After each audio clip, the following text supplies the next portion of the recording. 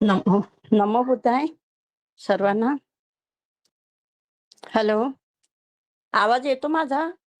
हो, येत आहे मॅडम, येत आहे. येतो ना? हो. हा, ठीक आहे. मी कांचन डोंगरे. आज कर्मांत ह्या सिद्धांतावर म्हणजे कर्म सिद्धांत भगवंतांचा या विषयावर बोलणार आहे. भगवंतांनी पहिल्यांदा म्हणजे सर्वांना नवीन वर्ष, मराठी नवीन वर्षांच्या शुभेच्छा देते मी. सर्वांना सुख समृद्धीचे जावो हीच मंगल कामना करून मी माझ्या देशनेला सुरुवात करते. नमो तस्सा भगवतो अरहतो सम्मा संबुद्धस्सा. नमो तस्सा भगवतो अरहतो सम्मा संबुद्धस्सा. नमो तस्सा भगवतो अरहतो सम्मा संबुद्धस्सा. भगवंतांनी आपल्याला 4 आर्य सत्य सांगितलेले आहेत. ते 4 आर्य सत्य आपल्या सर्वांना माहीत आहे. ते माहीत आहेत म्हणजे दुःख आहे. संपूर्ण जगाला माहीत आहे, संपूर्ण मानव जातीला माहीत आहे की जगात दुःख आहे. दुःख आहे, पण दुःखाला काय कारण आहेत? दुःखाचे कारण कोणते? आणि दुःखाचे कारण शोधताना दुःख निवारणाचे पण कारण भगवंतांनी सांगितलेले आहे. आणि त्या कारणाचा आणि कारण शोधून काढल्यानंतरचा दुःखमुक्तीचा मार्ग भगवंतांनी 4थ्या म्हणजे दुःख निवारण गामिनी प्रतिपदामध्ये सांगितलेला आहे. ह्या दुःख निवारण गामिनीमध्ये भगवंतांनी कर्मांत म्हणजे जे आपले भगवंतांनी 38 मंगलसूत्र सांगितलेले आहेत आणि ते मंगल कामना ज्या भगवंतांना प्रश्न केलेले आहेत देवतांनी आणि त्या प्रश्नाचे उत्तर दिलेले आहे, त्यात कर्मांत ह्या शब्दावर म्हणजे कर्मसिद्धांतावर त्यांनी प्रवचन दिलेलं आहे. आणि खूप ठिकाणी कर्मांताचा उल्लेख केलेला आहे भगवंतांनी. तर हे कर्मांत म्हणजे काय? की भगवंतांनी जे दुःख आर्य सत्य सांगितले त्याचाच एक भाग म्हणून त्यांनी 8 विभागात म्हणजे अष्टांग मार्ग म्हणजे सम्यक दृष्टी, सम्यक संकल्प, सम्यक वाचा, सम्यक कर्मांत, सम्यक आजीवा, सम्यक व्यायाम, सम्यक सती आणि सम्यक समाधी असे भगवंतांनी 8 मार्ग आपल्याला सांगितलेले आहेत. त्या 8 मार्गात आपण कर्मांत हा एक भगवंतांनी म्हणजे कर्म सिद्धांतावर भगवंतांनी जास्त जोर का दिला आहे की भगवंतांनी जो काही म्हणजे मानवाचा जन्मापासून उदय म्हणजे उदय होतो, च्युती होते, परत उदय होतो, परत च्युती होते, अशा प्रकारे म्हणजे नष्ट होतो. म्हणजे भगवंतांनी म्हणजे मानवच नाही तर संपूर्ण जीव, संपूर्ण ह्या पृथ्वीवरील जीव जंतू जे झाडं झुडं सर्वांना जन्म होतो आणि त्यांचा अंत पण होतो.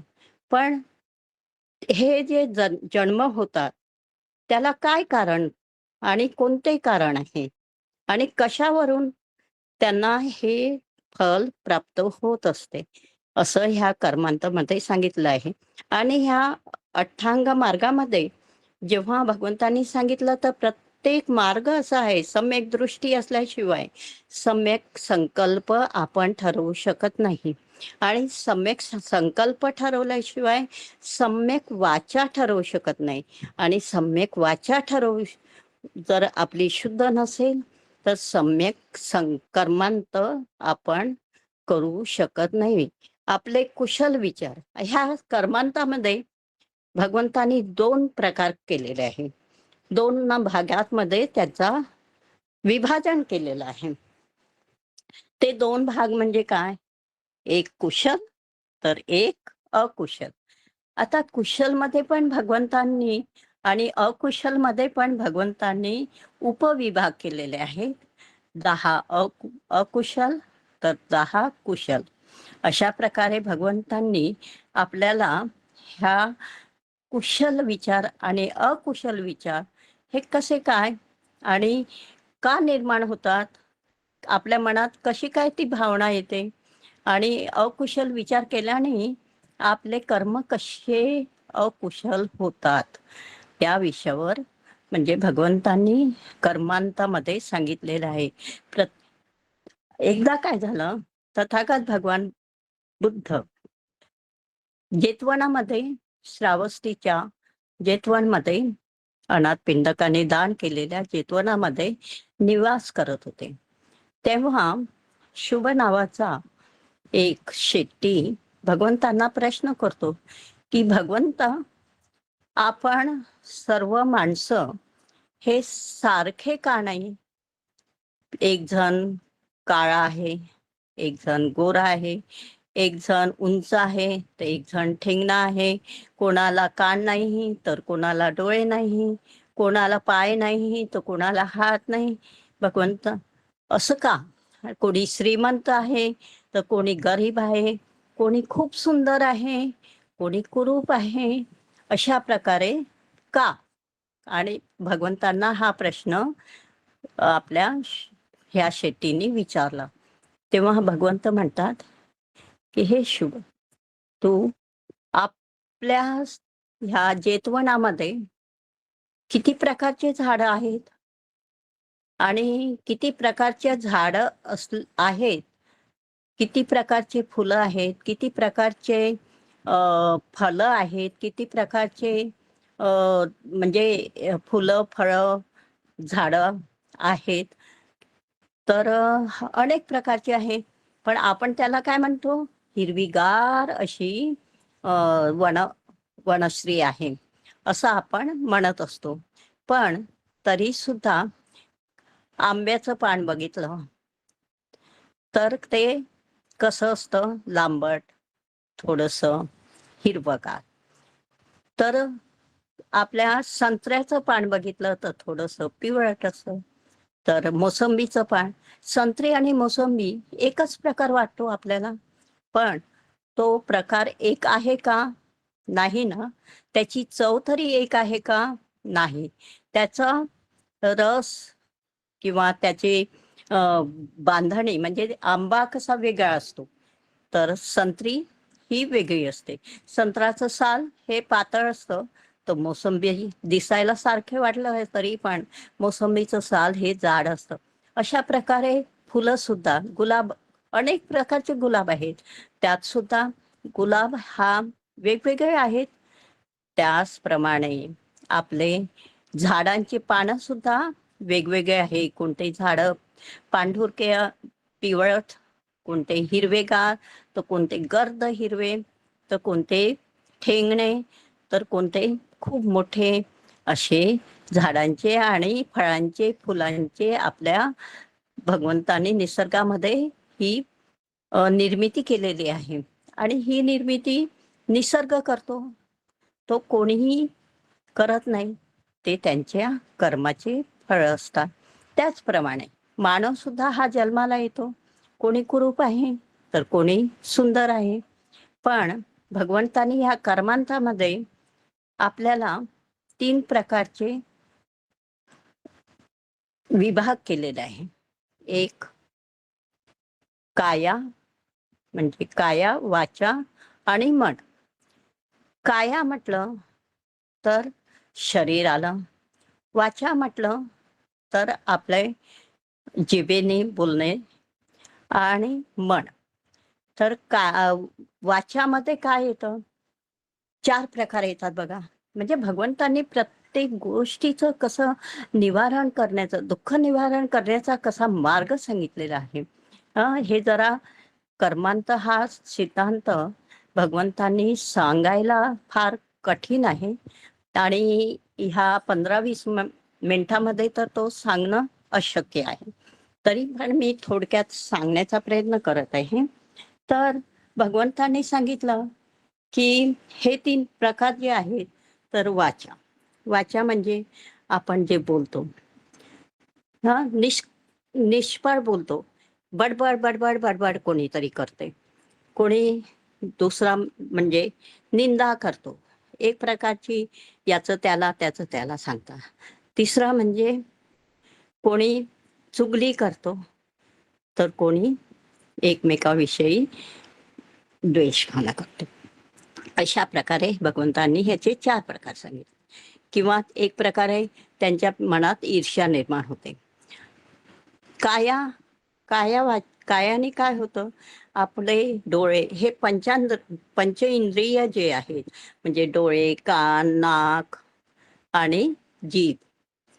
तर ह्या जिभेने, डोळ्यांनी, कानाने आणि नाकाने जे काही आपण कार्य करतो, म्हणजे एखादी कार्य आपण डोळ्यांनी बघतो, कानाने ऐकतो, खोटे बोलतो, चोरी करतो, हे आपले शरीर कार्य करत असतात. म्हणजे शरीर म्हणजे काया कार्य करीत असते.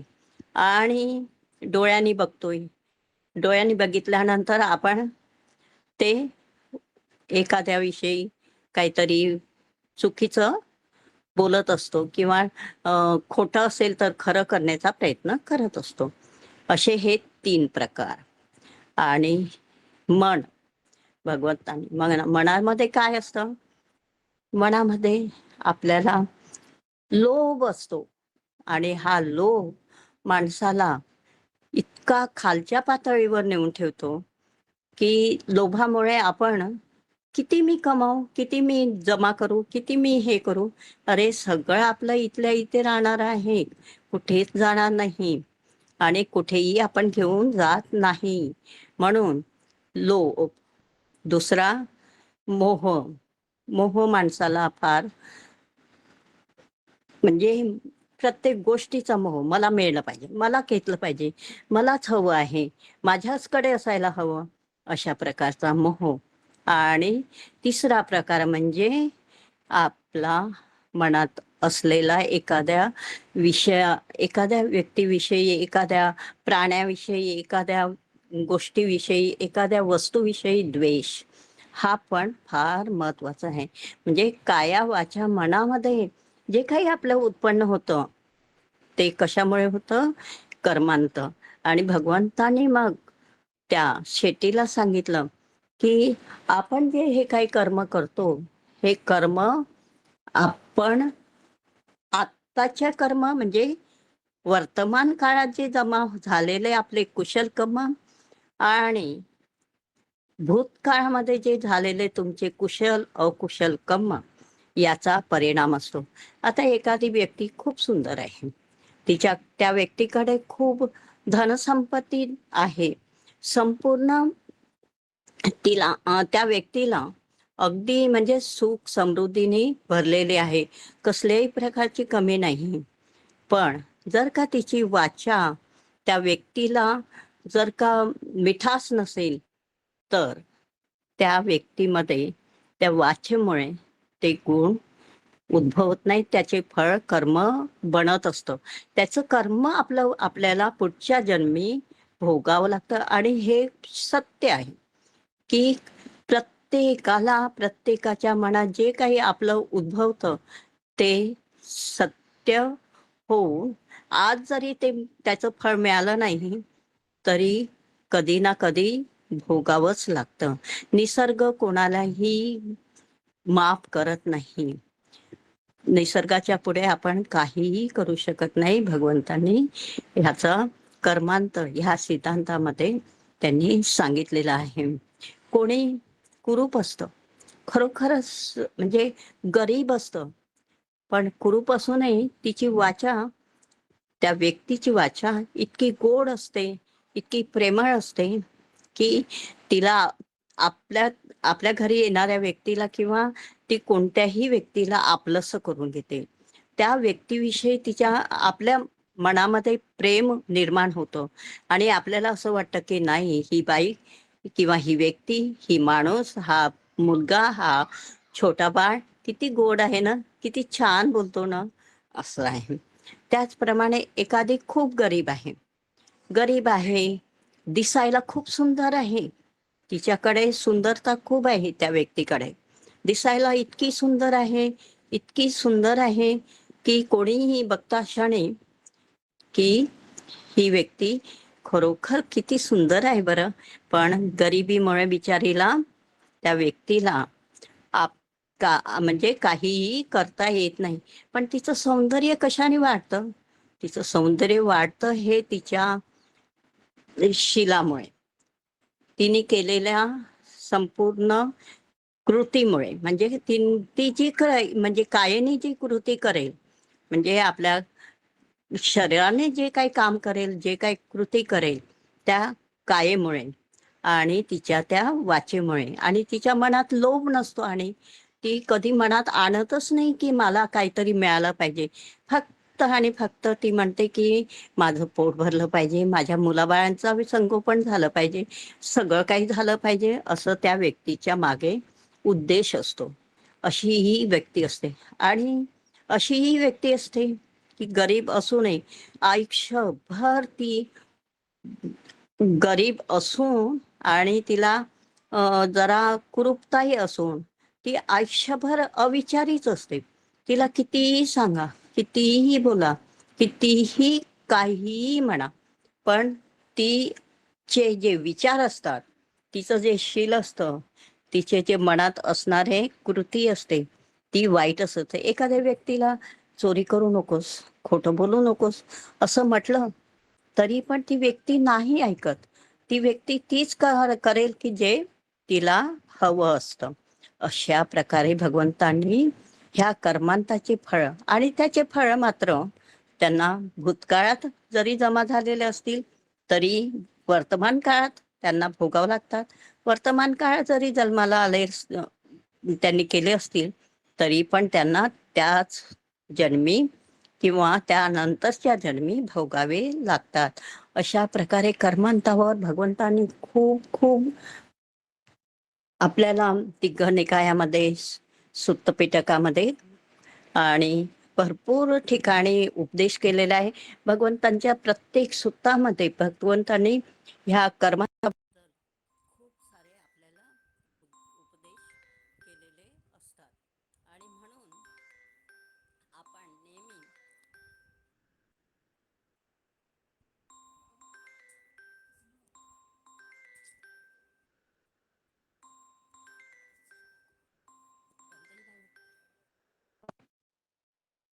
म्हणून आपण नेहमी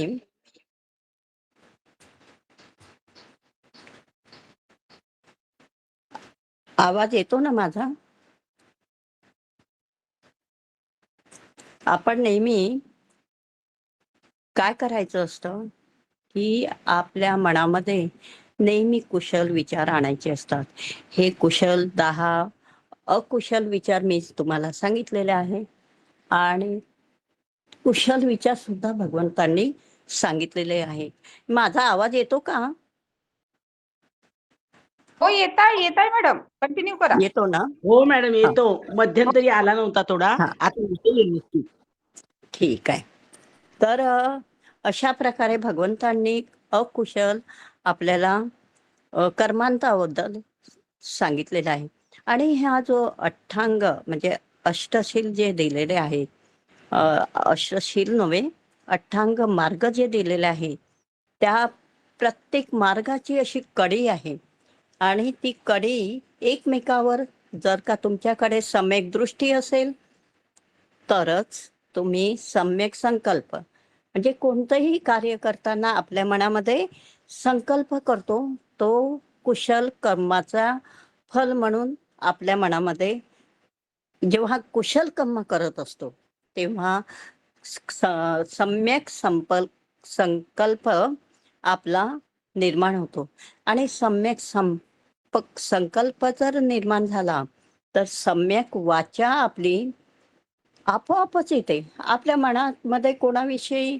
कुठल्याही मनामध्ये काय आपल्या मनातही म्हणजे तो विचारही येत नाही, की आपण कोणाविषयी वाईट काही बोलावं, कोणाविषयी काहीही म्हणावं किंवा कोणाचंही प्रत्येक गोष्ट आपल्या मनात संकल्प केल्यानंतर प्रत्येक गोष्ट आपल्या मनात येते, की आपण प्रत्येकाचं भलं करावं. प्रत्येक गोष्ट आपल्या मनात अशी कुशल विचार येतात, की आपल्याला प्रत्येकाचं मंगल व्हावं ही अपेक्षा आपण करत असतो. हे झालं कायाचं, वाचेचं झालं. मग कायामधून शरीराने आपण काही म्हणजे जिभेने आपण जे काही बोलतो तर खोटं बोलू नये आणि चोरी करतो किंवा नशापाणी करणं हे जे प्रकार आहे हे प्रकार सुद्धा वाईटच आहेत. तर ते आपल्या मनामध्ये जो विचार, कुशल दृष्टी असेल ज्याच्याजवळ, जर म्हणजे सम्यक दृष्टी ज्याच्याकडे असेल, तो नेहमीप्रमाणे आपल्या मनामध्ये आणतो, की हे जे केलं आहे, हे जे करतो आहे, ते वाईट आहे आणि ते करू नये. आणि त्याप्रमाणे तो संकल्प करतो, की नाही आपण अशा प्रकारे चोरी करायची नाही, खोटं बोलायचं नाही. सत्य हे सत्य आहे आणि सत्यच हे पुढे आणलं पाहिजे. अशा प्रकारे त्याच्या मनामध्ये हा विचार येतो. भगवंतांनी अशा प्रकारे काया, वाचा आणि मनाचे 10 कुशल असे कर्म सांगितले. लोभ हा माणसाला प्रत्येकाला वाटतं, की हे हवं, हवंसं वाटतं. मला हे हवं, मला ते हवं. एक गाडी घेतली, दुसरी गाडी घेऊ दे, दुसरी गाडी घेतली, 5 गाड्या, शेती घेऊ दे, वाडी घेऊ दे, काय घेऊ दे. म्हणजे एक प्रकारे काय आपला मोह हा वाढतच असतो. आपल्याला लोभ हा वाढत असतो. आपल्या मनामध्ये सारखं असं येतं. तर जेव्हा आपले कुशल विचार असतात, तर आपल्याला वाटतं, "नाही बाबा, आहे ना, त्यात मी समाधान आहे. मला त्यात समाधानी आणि आनंद आहे. माझ्याकडे जेवढं काही आहे, ते अगदी सदाचाराने, शीलाने मी जमवलेलं आहे." आणि शील भगवंतांनी प्रत्येक गोष्टीमध्ये बघा 10 पारामितामध्ये दानाला खूप महत्त्व दिलं. तुम्ही दान करा. दान करताना कुशल विचाराने दान करा. मनात ₹1 का होईना किंवा ₹10 का होईना किंवा ₹1000 का होईना, पण जे काही देणार ते तुम्ही अगदी मन मोकळेपणाने मनात आलं ना, जसं उद्भवलं तसं तुम्ही ते दान करा. पण दान दिल्यानंतर त्याची वाच्यता किंवा मी असं केलं, मी हे केलं आणि मी एवढं दिलं. काही-काही लोकं लाखोनी देतात. खूप सारे लोकं असे आहेत आणि सांगत बसतात, की मी एवढं-एवढं दान केलं. ह्या दानाचं फल त्या ₹1 दानाच्या बरोबरीचं नसतं. अशा प्रकारे भगवंतांनी दानाला खूप महत्त्व दिलं. 10 पारामितामध्ये पहिल्यांदा दान हा शब्द भगवंतांनी वापरलेला आहे. त्याचप्रमाणे दुसरा शब्द त्यांनी शील. तुमचं जर शील शुद्ध असेल, तुम्ही खरोखर सदाचारी असाल, व्यवहारी असाल, म्हणजे व्यवहार करताना तुम्ही कुशल विचाराने वागत असणार आणि प्रत्येक गोष्ट अशी सदाचाराने, सद्गुणाने आणि सगळ्यांचं म्हणजे ज्या कोणत्या गोष्टी करत असताना आपलं भलं होईल आणि आपलं भलं करताना इतरांचं पण भलं होईल, ह्या गोष्टीची आपल्याला जाणीव करून ते कार्य केलं, तर ते सुद्धा खूप म्हणजे महत्त्वाचं ठरतं. अशा प्रकारे शील हे फार महत्त्वाचं आहे. शील असल्याशिवाय आपल्याला कुठल्याही प्रकारची समृद्धी किंवा कुठल्याही प्रकारची मनाला शांती प्राप्त होत नाही. कारण आपलं मन आहे. आपल्या मनात जे काही विचार असतात, ते इतरांना माहीत नसतात. इतर कोणीही जाणू शकत नाही. फक्त भगवंतच जाणत होते, की तुझ्या मनात त्या व्यक्तीच्या मनात काय आहे. तो माणूस कसा जन्माला आला होता. तो माणूस कसा जन्माला येऊन कोणत्या आता योनीमध्ये जन्माला गेलेला आहे. अशा प्रकारे त्यांनी भगवंतांना माहीत होतं, आपल्याला माहीत नाही. अशा प्रकारे हे कर्मांत जो कर्म सिद्धांत मी सांगितलेला आहे, हे फार वेळ झालेली आहे. त्यामुळे मी सर्वांचं मंगल हो, सर्वांना कुशल विचार, कुशल कर्म हो, सर्वांच्याकडून सगळे व काया वाचा मनाने तिन्ही गोष्टींनी संपूर्ण आमच्या साधकाकडून मी मंगल कामना करते आणि कुशल विचाराने आपला इथेच समाप्त करते. साधू साधू साधू.